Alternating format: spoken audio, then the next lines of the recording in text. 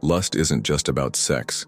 It's about hunger, an intense craving that hijacks your mind and pushes you to chase something, sometimes without even realizing it. It's powerful. It's dangerous. And if you don't control it, it will control you. Let's break down the different types of lust. Be honest with yourself, because one of these owns you. Number 1. Carnal hunger, the lust for physical pleasure. Sexual lust isn't just wanting sex, it's being consumed by it. It's chasing physical pleasure over everything else. It's swiping endlessly, jumping from one partner to the next, or watching porn for hours, always looking for more, but never feeling satisfied. You tell yourself it's normal. You justify it. But deep down, you know, it's a void you can't fill. Sexual lust can make real relationships impossible. You're not connecting with people, you're using them. And when it's all over, you feel emptier than before. If you can't control your desires, they'll control you. Number 2. Emotional obsession, the lust for love and connection. Some people chase sex, others chase feelings. They want the rush of falling in love, the butterflies, the obsession, the fantasy. They fall in love fast and hard, but not with a person. They fall in love with the idea of love. These people go from one relationship to the next, always expecting perfection. They want constant attention, constant validation, and when reality sets in, they leave, off to chase the next emotional high. If you fall in love too fast, too often, and too intensely, ask yourself, are you really in love? Or are you just addicted to the feeling? Number 3.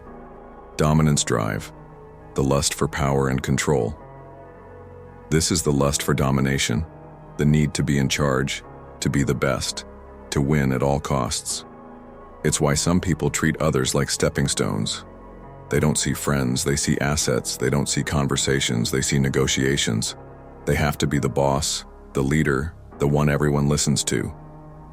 But here's the truth. Power lust doesn't make you strong. It makes you fragile. Because the moment you lose control, the moment you're not at the top, you break. Power is useful, but if it's all you live for, you'll never have real respect, only fear. Number 4. Greed syndrome, the lust for wealth and status. Do you obsess over money, cars, clothes, and status? Do you compare yourself to people who have more? Do you always need the newest, the best, the most expensive, thinking that will finally make you happy? It won't. Material lust is an illusion. You get the new thing, you feel a rush, and then it fades.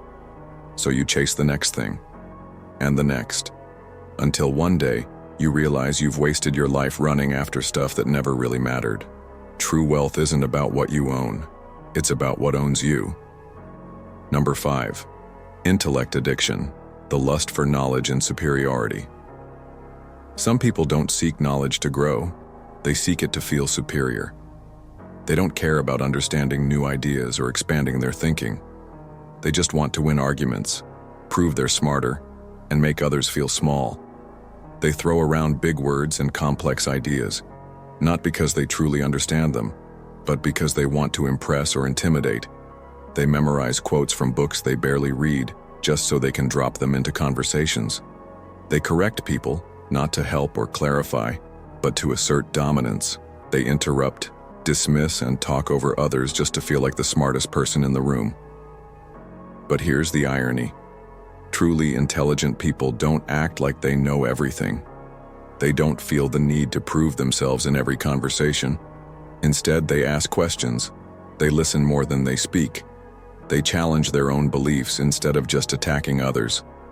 They stay curious because they know that real intelligence isn't about having all the answers.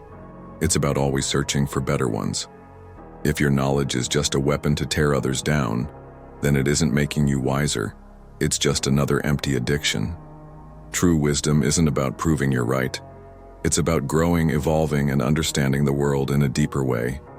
If you're only learning to feed your ego, you're missing the entire point.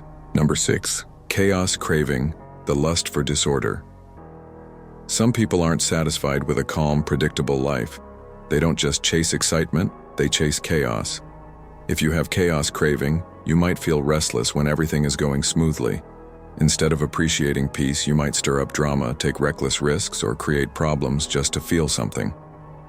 People with chaos craving are often drawn to toxic relationships, dangerous situations, and constant conflict. Stability feels boring, and routine makes them feel trapped. They may pick fights over small things, jump from one intense situation to another, or make impulsive choices that keep their lives in turmoil. At its core, chaos craving is a deep hunger for stimulation. The brain craves excitement, even if it comes in unhealthy ways. Some people who experience this grew up in unstable environments, so they feel more comfortable in disorder than in peace. Others simply get addicted to the thrill of the unknown. The danger of chaos craving is that it can destroy relationships, careers, and mental health. When you're constantly chasing drama, you push people away and make life harder for yourself. But recognizing this craving is the first step to changing it. Learning to find excitement in positive ways, like hobbies, adventures, or challenges, can help break the cycle and bring more balance to life. Does this sound like you? Have you ever felt restless when life gets too calm? Lust owns you, unless you own it. Lust isn't just about desire, it's about obsession. And obsession blinds you.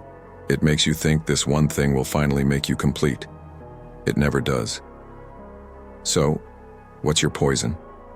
Which one of these is running your life? More importantly, are you going to let it? Drop a comment. Be honest. Let's talk about it. If you like this video, hit the like button. It helps others find this content, and that helps me too. If you're new here, consider subscribing. Thanks for watching, and see you next time.